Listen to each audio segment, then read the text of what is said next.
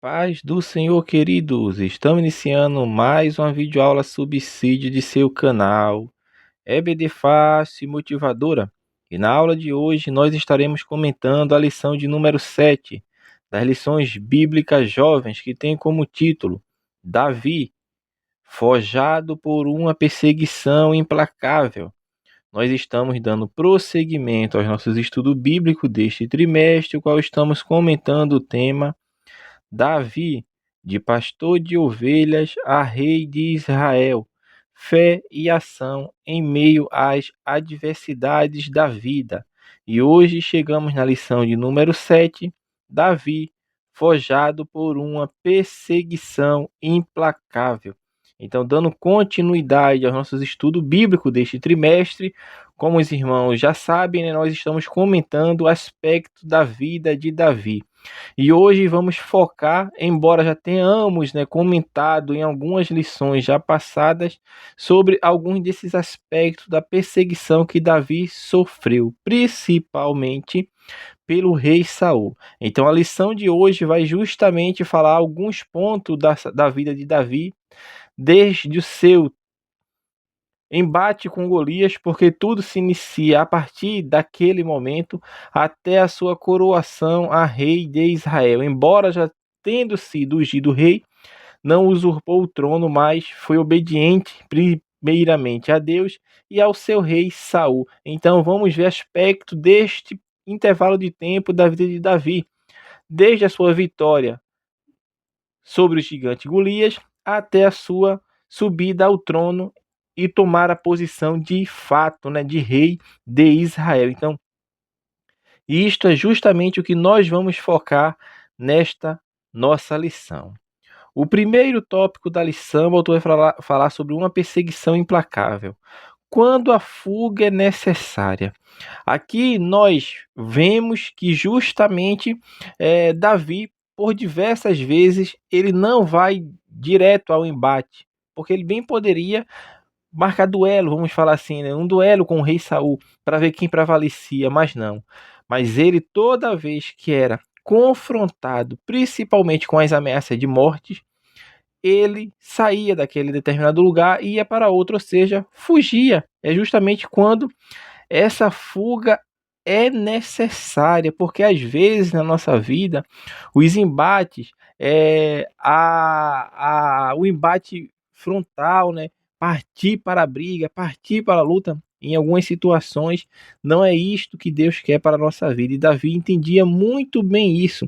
Não é à toa que desde o momento da sua unção, quando Samuel unge rei de Israel, o Espírito do Senhor passa a fazer morada em Davi, ou seja, Davi agora tem a presença de Deus em sua vida. Então, ele agora está se envolvendo, cultivando, vamos falar assim, a sua intimidade para com Deus.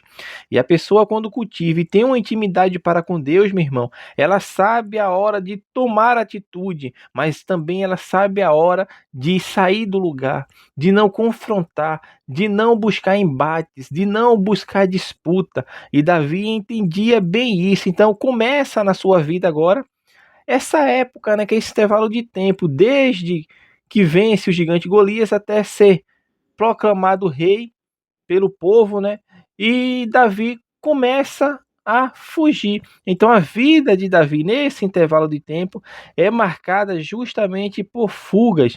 E nessa sua jornada ele buscava justamente a sobrevivência, ou seja, estava preservando a sua própria vida. Por quê? Porque ele sabia do plano de Deus na sua vida. E quem tem a Deus, assim acontece. Sabe o plano de Deus na sua vida, mas não tenta ajudar Deus, porque Deus não precisa de ajuda. Deus precisa apenas de pessoas obedientes que cumpram a sua vontade. E isso Davi sabia muito bem. Então, isso nós vamos comentar muitos aspectos da vida de Davi nessa sua jornada de fuga do rei Saul, justamente para preservar a sua vida. O segundo subtópico deste ponto vai falar sobre em busca de Samuel.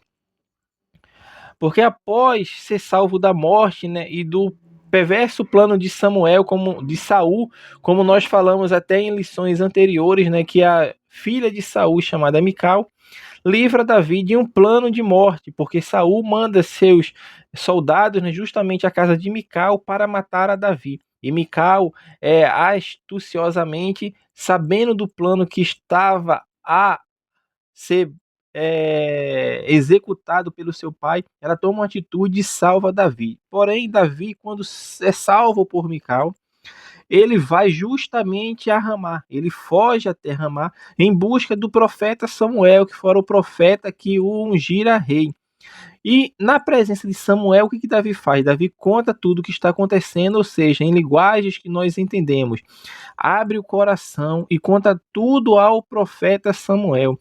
E Samuel, como era um homem de Deus, né, como nós sabemos pela sua história narrada nas Sagradas Escrituras, orienta Davi, dá conselhos a Davi. E aqui nós vemos justamente uma aplicação prática para a nossa vida, que muitas vezes nós temos que ter pessoas a quem nós possamos recorrer.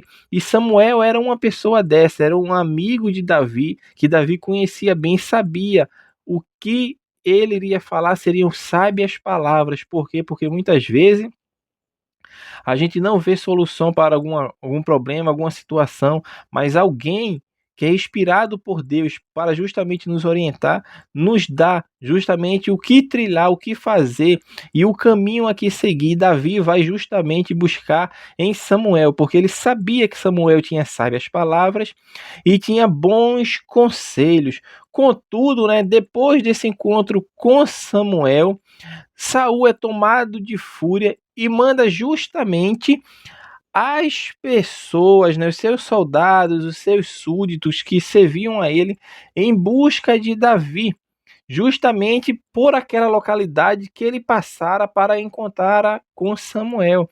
E é nesta ocasião que tanto aqueles homens que Saul envia para pegar a Davi, né, e Davi não está lá, e Saul próprio vai até lá, e acontece naquele lugar ali algo fenomenal, justamente para confrontar aquilo que nós muitas vezes queremos definir Deus no nosso modo de pensar e no nosso modo de agir, porque Saul era uma pessoa que estava indo contra a vontade de Deus. E isso nós vimos em lições passadas, né, que é justamente ele estava buscando resolver as coisas a seu modo, sem ter preocupação com aquilo que cabia a cada um desempenhar o seu papel. Ou seja, Saul era rei, mas ele não era profeta, ele não era sacerdote, né? Ele não tinha a incumbência que o sacerdote tinha, e muitas vezes ele quis exercer essa incumbência. E é justamente nesse momento, quando ele vai àquela localidade para ver se Davi de fato estava lá ou não, o que acontece lá é que o Espírito de Deus vem sobre ele e ele começa a profetizar. E as pessoas ficaram surpresas com aquilo, né, porque não entendiam o que estava acontecendo. E duas lições importantes, né, o autor até coloca isso, que nós temos que aprender e aprendemos justamente neste ponto, né, que primeiro, né, que nenhuma perversidade ou intenção maldosa ela pode prevalecer diante do poder de Deus. E segundo, né, que é o que mais nos chama a atenção, é a soberania de Deus quanto a usar a quem ele quer, na hora que ele quer e no momento que ele quer, porque na nossa ótica humana, Saul, de fato, ele nunca que poderia ser usado por Deus para profetizar pelo Espírito Santo de Deus, mas foi o que aconteceu, ou seja, Deus aqui estava manifestando justamente seu poder para mostrar que ele usa e ele opera na vida de quem ele quer. E caminhando para encerrar o primeiro tópico, vamos para o terceiro subtópico que fala: na angústia nasce um irmão, que é justamente o que está no nosso texto bíblico, né, desta lição de número 7, que é Jonatas, filho de Saul, vai interceder por Davi junto a seu pai. E de fato foi isso que ele foi falar com seu pai, falando justamente dos feitos que Davi fez e dos benefícios que ele trouxe, né, para o povo de Israel, e principalmente as vitórias que Davi conquistava em cima dos filisteus. Então, diante desta situação, o rei até acata naquele primeiro momento ali e jura, né? Ele fala que jura por Deus, né? E que em verdade que não vai mais perseguir a Davi para tentá-lo matar. Entretanto, nós sabemos, né, porque o relato bíblico vai nos mostrar isso, que essa intercessão de Jonatas, né, filho de Saul, ela não surte o efeito permanente, porque o efeito foi um efeito apenas temporário, porque de fato Saul, após algum tempo, começa novamente a perseguir Davi. Então, dias difíceis para Davi foram esses, desde sua vitória ao gigante Golias até a sua coroação a rei, que acontece depois da morte de Saul e seus filhos. Então, tudo isso está envolto justamente neste embate, nesse ciúme que Saul tinha, como nós comentamos até em lição passada, né? Novamente nós frisamos várias lições, porque o assunto ele vai se complementando, né? Mas neste subtópico aqui, o que nós temos que entender é justamente que o amigo de Davi, Jonatas, procurava sempre o bem de Davi. Por isso a Bíblia nos fala, né, que é na angústia, nas adversidades, que o verdadeiro amigo ele está presente, ele se levanta. Então isso temos que ficar bem entendido para o nosso entendimento. O segundo tópico da lição, o autor vai falar sobre as lutas ao longo da caminhada em território inimigo. Neste ponto aqui, nós vamos ver justamente quando Davi, ele nessa fuga, né, dessas várias fugas que ele tem de Saul, ele vai se refugiar justamente na terra dos filisteus. Em que cidade ele vai? Justamente na cidade de Gate. E a cidade de Gate é a cidade natal do gigante Golias que ele matou. Agora imagine só, Davi, uma pessoa que já estava conhecida entre os filisteus, ele foge justamente para se abrigar no território filisteu e principalmente no território do homem que ele derrotou, que era Golias, conhecido certamente entre a nação dos filisteus. Mas ali ele fica receoso de ser aprisionado e de ser pego pelo rei de Gate, chamado Aquis. E o que é que ele faz? Ele dá uma de maluco, né, na nossa linguagem. Ele se faz de louco, começa a salivar. Porque ali em Gate tinha uma tradição, né, que aquele louco, ninguém poderia tocá-lo nem chegar perto dele, principalmente tocar na sua saliva, e foi o que Davi estava fazendo. Começou a salivar, ou seja, então ele foi reputado como louco, ou seja, ele mentiu. Né? De fato, ele mente, ele mostra aquilo que não é, ele inventa uma situação para livrar-se do rei. Isso também, meu irmão, é uma falha de Davi. Por que uma falha? Nós falamos que é uma falha, porque neste momento aqui nós vemos que ele deixa de ter confiança em Deus para agir do seu próprio modo. Então ele vai agora e busca ocasião na mentira para escapar do rei filisteu. Surtiu efeito? Surtiu, porque era tradição local de não perturbar e de não aprisionar um louco, principalmente se estivesse salivando, porque no entendimento dele, quem tocasse naquela saliva seria de certa forma contaminado da sua desvariedade, ou seja, da loucura, da sua mente perturbada, como eles achavam que Davi ali estava. Então isso tem que ficar claro no nosso entendimento. O segundo subponto é falar sobre uma questão de fidelidade. Nesse ponto aqui, o autor vai falar justamente sobre as valiosas lições que nós aprendemos na história de Davi. E dentre as principais lições que nós podemos aprender, ele vai frisar justamente na fidelidade, porque na fidelidade, principalmente a Deus que ele tinha, ele fez com que a sua vida fosse mantida, né, intacta diante de Deus, principalmente nas adversidades que ele estava sofrendo e nas suas perseguições. O autor vai frisar justamente isso, que essa virtude, que virtude? A fidelidade, ela se destaca justamente pela sua abrangência e pela sua inflexibilidade. Então, neste ponto aqui, o que o autor está querendo nos mostrar é que aquele que é fiel, ele sempre tem que permanecer fiel. Por isso Jesus falou em certo momento de sua vida aqui encarnado, Deus encarnado, ele fala, né, que aquele que é fiel no pouco, no muito, eu o colocarei. Por quê? Porque a fidelidade, ela independe de estar na bonança ou de estar na dificuldade, de estar sem provação ou de estar passando pelas provações. Então a fidelidade a Deus, ela deve ser constante, inabalável em qualquer situação da nossa vida. É isso que importa. E o autor está justamente nos mostrando isso. O terceiro e último subponto deste tópico vai falar sobre na caminhada a provisão do Senhor. Neste ponto aqui, o autor vai frisar justamente que Davi está fugindo, está em fuga.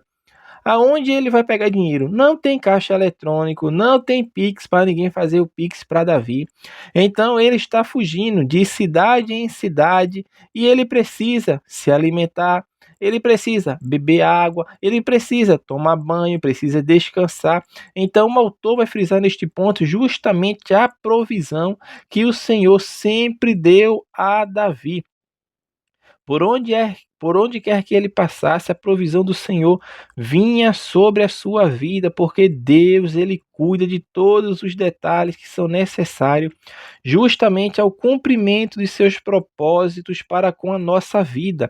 E assim aconteceu com Davi, andando por territórios filisteus, andando por territórios moabitas, o Senhor sempre estava provendo o alimento necessário em todas as ocasiões. Nós vamos até falar sobre o relato, né, de Abigail, que supre o Davi justamente e os seus homens que estavam com ele, né, com alimentos, com fartura, e nós vamos falar dessa história, mas é um caso que nós já podemos citar aqui, Aimeleque, que nós vamos falar no terceiro ponto, supre a necessidade de Davi justamente quando ele está com fome, com os seus homens que estão com ele. Então tudo isso nós vamos ver justamente Deus suprindo a necessidade de cada dia de Davi.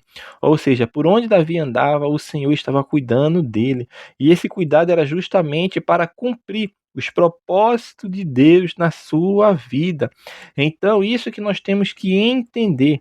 Mesmo andando por caminhos estreitos, por vales, pelas cavernas, pelos desertos, nós temos que entender que a provisão de Deus ela está sobre a nossa vida. E encerrando a lição, nosso último tópico, tempos de aprendizado. Enobe uma espada. Aqui o autor vai falar justamente daquela situação que nós citamos agora há pouco, né, quando Davi vai procurar Aimeleque, um homem de Deus, né, porque era um sacerdote de Deus, e nessa busca por ajuda, que Davi vai até Aimeleque supre, oferece alimento a Davi, mas que alimento ele não tinha, alimento não tinha como fazer com que Davi saciasse a sua fome, então ele oferece justamente os pães da proposição do tabernáculo, que é uma situação aqui que o próprio Cristo, né, ele lá na frente, ele fala sobre isso justamente aos fariseus. Ele fala que Davi, tendo fome, comeu dos pães da proposição, que eram pães reservados unicamente, exclusivamente ao sacerdote e ao sumo sacerdote. Então aqui nós vamos ver que o Senhor, meu irmão, ele age como ele quer para suprir a necessidade dos servos dele. Então Davi estava com fome, o sacerdote tinha apenas os pães da proposição, e foi justamente esses pães que ele oferece para Davi, para que Davi saciasse aquele momento de sua fome. E Davi, em fuga, né, pede ao sacerdote uma espada. Agora imagine só, se Davi não estava, meu irmão, de fato direcionado por Deus. O sacerdote não é homem de luta, sacerdote não é homem de guerra, sacerdote não é homem guerreiro, mas Davi pede uma espada ao sacerdote. Por quê? Porque Davi estava direcionado por Deus. Ninguém sabia, talvez nem os próprios sacerdotes sabiam que estava ali com Eimeleque, né, a não ser ele próprio. Por quê? Porque ele tinha uma espada. A espada justamente do gigante Golias, do gigante que Davi venceu. É a famosa espada que justamente cortou a cabeça do gigante, porque a Bíblia fala que Davi pegou a espada do gigante e cortou-lhe a sua cabeça. E aquela espada daquela batalha que se passou-se alguns anos e estava ali na sua frente, agora estava sendo oferecida para ele. Então, Davi pega a espada do gigante e agora toma posse daquela espada que talvez, como estou falando, ninguém soubesse que aquela espada estava ali. Então, o que nós temos que perceber e entender justamente nesse ponto aqui é que o Senhor, além de suprir a necessidade de Davi, momentânea naquele momento, né, que era a fome, a sede, o sacerdote supre tanto para Davi quanto para seus companheiros, ainda dá ferramentas para Davi, porque Deus faz sempre isso, meu irmão, nas adversidades da nossa vida. Nos momentos difíceis, Deus ele sempre nos dá ferramentas necessárias para que nós venhamos a escapar. a sair daquela situação que muitas vezes está sem solução, sem um direcionamento certo, porque é assim que a palavra de Deus está nos mostrando justamente nessa história aqui que nós estamos relatando das fugas de Davi em busca da sua sobrevivência. O segundo subponto deste tópico vai falar sobre tempos de caverna. Aqui neste ponto, o autor vai frisar justamente o Salmo 142. Por que o Salmo 142? Porque foi o salmo que foi escrito por Davi em um momento de dificuldade, em um momento em que agora ele está escondido dentro de uma caverna. Nós não sabemos que caverna é essa, talvez seja a caverna de Adulão, porque ele está em fuga e fugindo de quem? De Saul. E é lá, justamente dentro desta caverna, no escuro, no silêncio, que Davi está orando, está meditando certamente, está chorando, está confiando ainda mais naquilo que o Senhor o prometeu. Então, o que Davi vai proferir justamente no Salmo 142 é a sua dependência total de Deus. E ele está refletindo justamente do que ele acertou, do que ele errou e traz à memória tudo isso à sua vida e ele vem a constatar justamente que o Senhor é o refúgio. Davi entende isso, Salmo 142, versículo 5. Davi vai justamente nos mostrar que Deus, ele é o nosso refúgio. E é justamente dentro de uma situação dessa calamitosa que ele está fugindo, que as pessoas, que pessoas são essas? Homens semelhantes a eles, que não tinha reconhecimento, vamos falar assim, do Estado, eram marginalizados pela sociedade, e esses homens, justamente os homens que começam a compor aqueles que vão ajudar a Davi, que vão ser fiéis a Davi. É como nós ouvimos falar e falamos também, né? Davi e seus valentes. E quantos valentes eram esses? 600 homens se juntaram a Davi. Justamente homens, meu irmão, que passavam por dificuldades, problemas e adversidades e situações semelhantes à de Davi. Desprezados, foragidos, sem perspectiva de vida, ou seja, a única confiança que tinham era em Deus. E Davi, através de sua vida, faz com que essas pessoas se juntem a ele, porque Davi era de fato um verdadeiro líder. Um verdadeiro líder é aquele que tem para oferecer não benefícios, né, como muitas pessoas acham, financeiros, benefícios materiais, mas benefícios que venham saciar a sua mente, porque Davi era um líder desse tipo, que trouxe alívio, trouxe refrigério justamente para aquelas almas cansadas, famintas e fadigadas espiritualmente, porque Davi traz justamente esperança. Então, essa esperança que Davi traz é a mesma que nós hoje, quando proclamamos o Evangelho, trazemos e tentamos mostrar para aqueles que estão desiludidos da vida, estão em caminhos diversos daqueles que é preconizado pela palavra de Deus. Então, tudo isso nos mostra justamente que quando dependemos de Deus, nós estamos saciando a vida de outras pessoas, talvez não materialmente, não de forma física ou de forma literal, mas de forma espiritual, porque as pessoas, elas precisam, acima de tudo, da salvação das suas almas. Encerrando a lição, o último subtópico vai falar sobre um processo contínuo. Neste ponto aqui, o autor vai frisar sobre a aprendizagem. A aprendizagem não é algo que acontece instantaneamente, porque se fosse assim, não seria necessário, até no mundo secular, estudar vários anos de sua vida, mas em um único ano e acabou, porque se a aprendizagem fosse instantânea, assim seria, mas não é. Da mesma forma que acontece no mundo secular, acontece na nossa vida espiritual. A aprendizagem é justamente essa ação contínua na nossa vida que faz com que venhamos a amadurecer progressivamente e não instantaneamente. Então, o processo é que nos prepara, o processo é que nos faz justamente a crescermos. E esse crescimento acontece a cada passo que nós estamos dando na nossa vida, porque é muito fácil a gente querer chegar na linha de chegada, e o anseio de todo mundo é justamente terminar aquela sua luta, terminar aquela sua corrida e passar pela faixa final, mas até chegar à faixa final há um processo, há uma dinâmica. Histórias foram traçadas, foram escritas e planos estão se concretizando até eu chegar ao final da minha caminhada. E a Bíblia justamente ela vai nos mostrar que muitas vezes a caminhada ela acontece em tempos diferentes. E é o que a própria Bíblia nos fala, né, que há tempo para todo propósito debaixo do céu. Então, o propósito de Deus na nossa vida, quando ele fala, vai se cumprir, mas é justamente no tempo dele. E este tempo de Deus, como nós falamos, é justamente onde entra esse relapso de tempo. E esse relapso de tempo é justamente o processo, é a minha caminhada, é como eu vou alcançar aquilo, mas não do meu modo, mas do modo de Deus, porque quando nós entendemos e nos entregamos a Deus, nós entendamos que o processo ele pode ser até duro, pode até ser cansativo, mas ele vai se cumprir, porque a linha de chegada Deus que posicionou-la. Então, o tempo certo é justamente quando Deus o determinar. Assim, o autor vai falar, aconteceu na vida de José, que levou 13 anos para se cumprir aquilo que Deus falou, mas observe como aconteceu na vida de Moisés.